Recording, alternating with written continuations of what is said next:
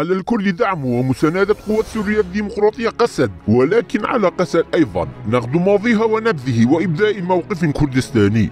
انهار نظام الأسد وتداعى في 13 يوما، وكما غير سقوط نظام صدام مصير إقليم كردستان وكافة الأجزاء الأخرى، فكذلك سقوط نظام الأسد والوضع المستحدث في سوريا سيغير مصير الكرد أجمع.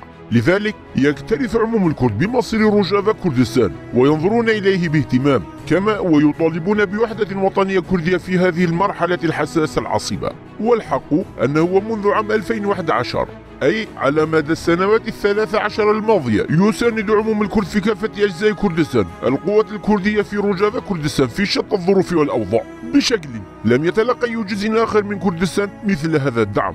وكان الدور الأسمى في هذه المساعدات للزعيم الكردي مسعود بارزاني، حيث لعب دورا رياديا وبارزا وواضحا جدا. ففي عام 12 وبينما كان روجافا كردستان على وشك الانهيار وآيلا للسقوط أمام هجمات جبهة النصرة، قدمت القيادة الكردية في أربيل بقيادة بارزاني مساعدات عسكرية وسياسية ودبلوماسية وغذائية وطبية لروجافا كردستان. وما زال روجافا كردستان يعيش ظرفا حساسا للغاية وبأمس الحاجة لدعم الكرد، لذا يجب على جميع الكرد دعمه ومساندته، ولكن ليس من أجل الهدف السياسي والخطابات الأيديولوجية لباكاكا، بل ندعمها من أجل أن تصبح هذه البقعة من كردستان قلعة كردستانية، لأن باكاكا أصبح عقبة رئيسية أمام كردستانية روجافا بحق. كان روجافا موجودا عام 12 أيضا، وبينما كان بإمكان الكرد أن يجعلوا منه قلعة كردية مانعة، لكن باكاكا وبدلا من رؤية روجافا كجزء محرر من كردستان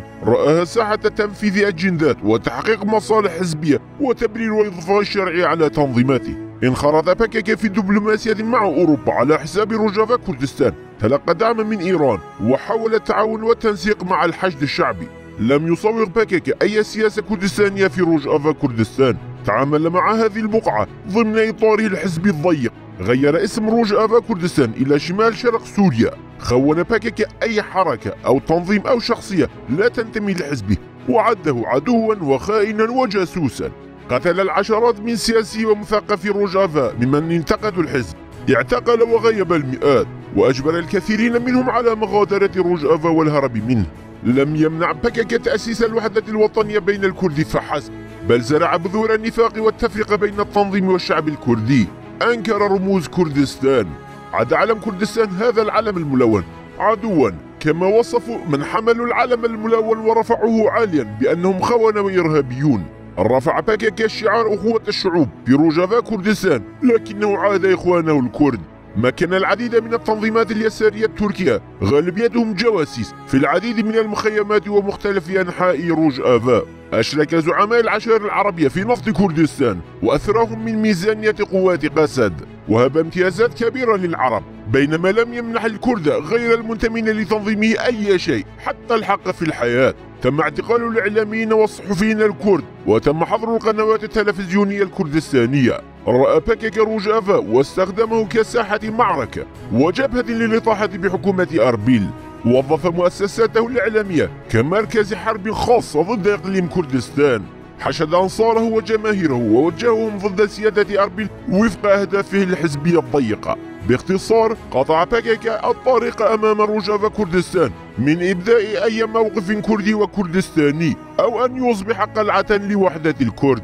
واليوم لا يستطيع روجافا كردستان إنقاذ نفسه من هذا الوضع المتأزم، ولكن إذا أعاد روجافا بناء ذاته من جديد على أساس المصالح الكردستانية ووحدة الكرد، فسيكون بإمكانه خلق تأثير إيجابي على عموم الكرد. ولو أراد روجافا كردستان كسب ودعم عموم الكرد ومساندتهم، فيتعين عليه أولا أن يناضل من أجل الوحدة الكردية داخله. عليه أن يتلاحم ويتحد مع بيشمركة روج الكردستانية الذين هم أبناء روجافا الأصليين، وأن يؤسسوا معا جبهة دفاع وطنية. عليه أن يرفض خطط باكاكا ومؤامراته كتحالفه وتعاونه مع الحشد الشعبي وهجماته واعتداءاته المستمرة على أربيل. عليه أن يظهر بوضوح أن روجافا كردستان ليس معقلا لباكاكا وحده، بل هو موطن عموم الكرد وملاذهم الآمن.